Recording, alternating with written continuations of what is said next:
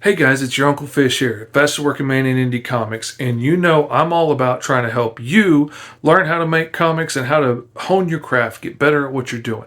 And if you've been checking out the School of Fish art stream on my Patreon, Mr. Fish Comics, you know that last Thursday we did a show all about how to make these awesome little 8-page mini comics. And we walked through everything step by step of how to make a template to figure out where the pages are going to be, how to set up a page yourself so that everything comes out right, what kind of size and format to be drawing them at.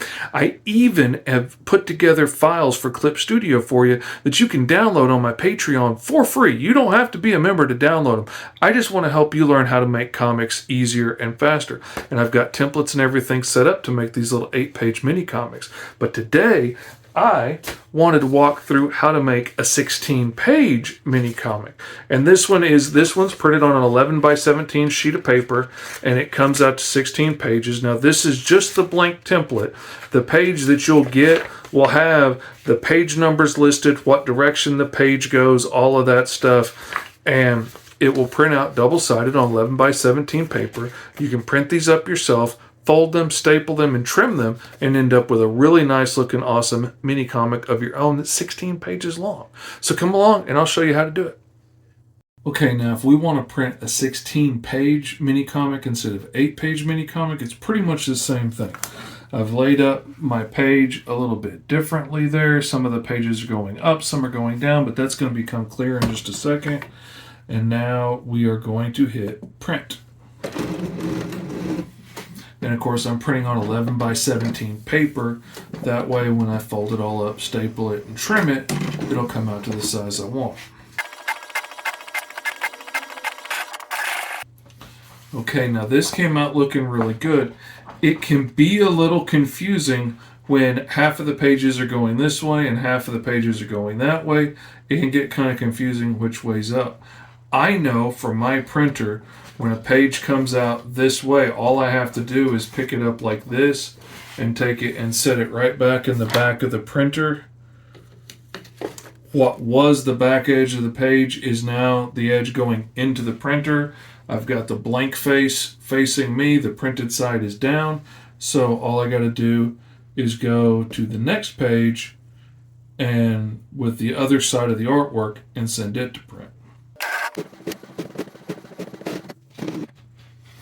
All right, and now we have the other side done. We've got the front cover, we've got the next page.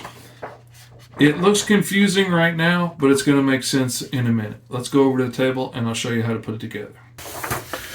Okay, here we go. We've got it all laid out. Page 2, 15, 10, 7. It doesn't seem to make a lot of sense right now, but that's why we made a template and we folded it up and then we numbered everything.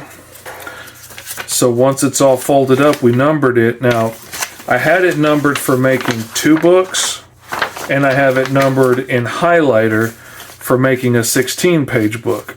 And I put little arrows so we know which way is up on each one of the pages. So when it's unfolded, some of the pages are going to go up, some of them are going down.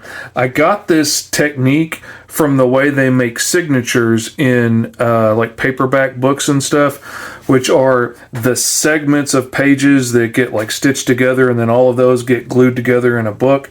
And when they print like paperback books or hardback books, they'll print the pages like this on giant sheets of paper and then fold it up, stitch it together down the middle, and then when everything's put together, they'll trim all those edges, which trims off the folded parts, and then your book is all nice and neat and it's all the same trimmed edge around the side. So that's what we're going to do.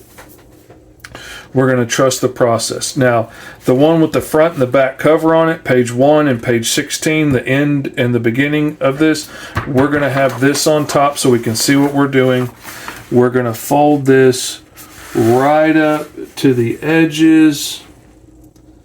Nice and neat. You want to take your time here because a mistake here will just get multiplied as you go. Alright, so there we go. Nice neat fold there.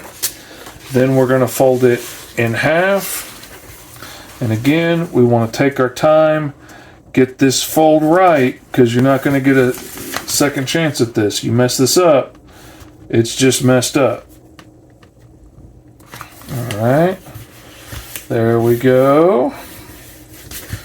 And now we have the front cover, the back cover, the middle 2 pages. Now before I fold this again, I want to staple it. And I've got my long reach stapler, and you can, excuse it being dusty, you can set this guide all the way back here to 12 inches if you need to staple 12 inches into something. I don't need to do that because half of this, let me get my ruler out here and show you. This is 8.5 inches long now, which is the width of a standard sheet of printer paper, and we want to go right in the middle, which will be 4 1/4. And I have this set to 4 1/4 right there.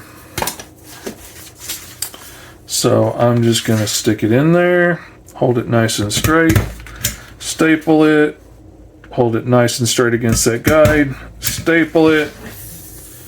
There we go. Staples came out right on my guidelines. Now I'm going to fold that in half again, nice and straight as I can get it. And we have, roll those edges a little bit, get them nice and flattened down there. All right, now we have a booklet. Our only problem is these bottom pages are still stuck together and these pages are stuck together.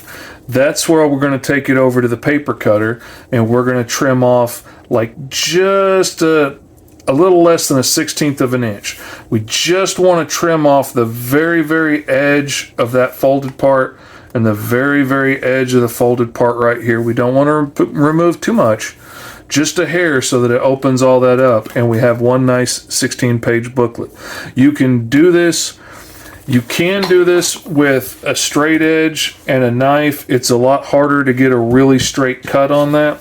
Or you can do it with one of the shrink paper cutters like, you know, the teacher had at school. You can get those for like $20. But I really like my big guillotine paper cutter because I could put a stack of 20 or 30 of these books in there, stack them up and all nice and neat, and trim them all at the same time, which is why I bought that.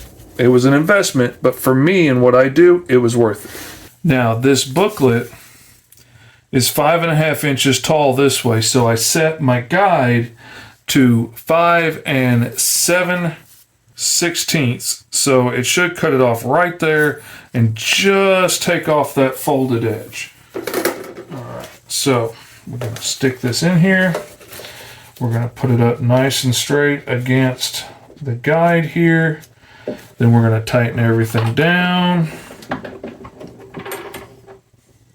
Now I noticed as I was doing some of these samples that my bar that presses down to clamp everything isn't as tight on this edge, so I'm not butting it up against this edge anymore because it's not as tight until I can figure out how to adjust it.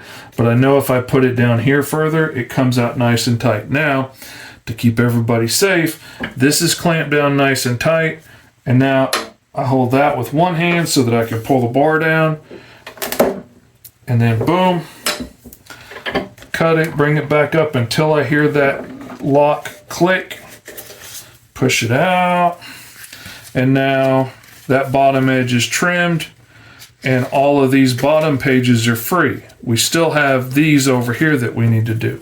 So now we're going to reset this. And again, I know that this is 4 1/4 this way, so I just want to take off a little bit off of that 4 1/4. So we are going to loosen this. We're going to come down here to 4 1/4, and I'm going to try and split right between 4 1/4 and that next 16th mark. I want to try and take off a 32nd of an inch and see if that'll be accurate enough. See if that'll get me what I need on here. Now I'm going to slide. I can stick my fingers down here because this is locked as long as I don't push that. So I'm going to slide it in. I'm going to butt it up nice and straight against that guide. Hold it down in place while I tighten down the clamp. Get that down nice and tight. Both hands are free. One on the safety, one on the lever. There we go. Bring it up until it clicks. Throw away that excess. And now we have a nice, neat little book. All of the pages are trimmed and cut. All of the edges are nice and straight. This is why we print a sample, so that you can really look it over and make sure that everything worked out right. Make sure all the pages come out in order, all of that stuff. I hope this helps you make your own awesome mini comics.